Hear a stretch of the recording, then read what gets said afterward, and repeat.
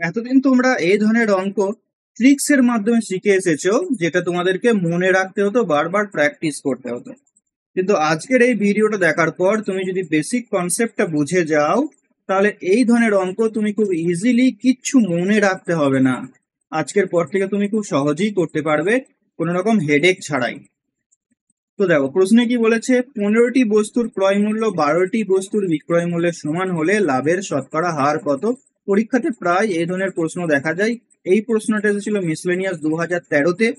এটার উপর একটা হোম টাস্ক তোমাদেরকে দেবো। সেই প্রশ্নটা এসেছিল ফুড এসআই রিসেন্ট যে পরীক্ষা হয়েছে সেখানে। তো বুঝতেই পারছো প্রিভিয়াস ইয়ার কতটা ইম্পর্টেন্ট। তো দেখো বেসিক কনসেপ্টটা খুব ভালো করে বুঝে নাও। অনেক আবার বেসিক কনসেপ্ট বললেই ভাবে যে অনেক বড় হবে, না ভাই অনেক বড় হবে না, ছোটই হবে। ভালো করে দেখো, বুঝতে পারবে। 15টি বস্তুর ক্রয় মূল্য 12টি বস্তুর বিক্রয় মূল্যের সমান হলে লাভের শতকরা হার কত? প্রশ্নে যেমনটি বলেছে ভাই সেই অনুযায়ী লিখবো। ক্রয় মূল্যকে আমরা সিপি হিসাবে চিনবো, আর বিক্রয় মূল্যকে লিখবো এসপি। ঠিক আছে।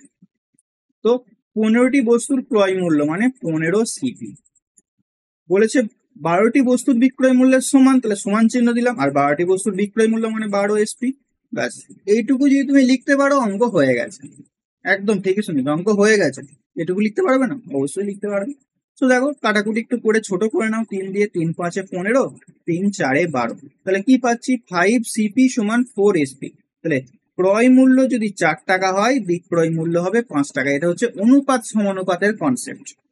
ঠিক আছে, মানে সিপির মান এমন বসাও যাতে এই দিকে 5-এর সঙ্গে গুণ করে যেটা আসবে বিক্রয় মূল্য মানে এসপির মান এমন বসাও এই দিকে গুণ করে যেন সেটাই আসে। তাহলে আমি যদি এখানে সিপির মান 4 বসাই, তাহলে 5-এর সঙ্গে 4 গুণ করে 20 পাবো। আর এসপির মান যদি আমি 5 বসাই, তাহলে 5-এর সঙ্গে 4 গুণ করে 20 পাবো। তো অনুপাত সমানুপাতের কনসেপ্ট এটা। তাহলে এখানে ক্রয় মূল্য হবে 4, বিক্রয় মূল্য হবে 5। আর ক্রয় মূল্য আর বিক্রয় মূল্য জানতে পারলে লাভ হয়েছে না লস হয়েছে তুমি তো ইজিলি বের করতে পারবে, তাই না? তার মানে এখানে ক টাকা লাভ হয়েছে? 1 টাকা লাভ হয়েছে। কতর মধ্যে? 4 টাকার মধ্যে ক্রয় মূল্যের উপরে। 100 টাকার মধ্যে কত? 4 25 100, দ্যাট ইজ 25% হয়ে যাবে এটার সঠিক উত্তর।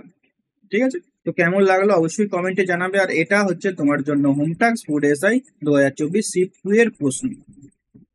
তো বুঝতে পারছো কত প্রিভিয়াস ইয়ার কিন্তু এরা রিপিট করছে। তো একদম বেসিক থেকে তোমাকে প্রিভিয়াস ইয়ার গুলো পড়ে যেতে হবে। তার জন্য আমাদের যে বই রয়েছে সেটা তুমি স্ক্রিনে দেখতে পাচ্ছ, এই বইটা তুমি ফলো করতে পারো। সমস্ত প্রিভিয়াস ইয়ার এক জায়গায় রয়েছে। এছাড়াও আমাদের ম্যাথ কোর্সে তুমি ভর্তি হতে পারো। চলো দেখা হচ্ছে নেক্সট কোনো একটা ইম্পর্টেন্ট বেসিক ক্লাসের কনসেপ্টে। Till next class, take care.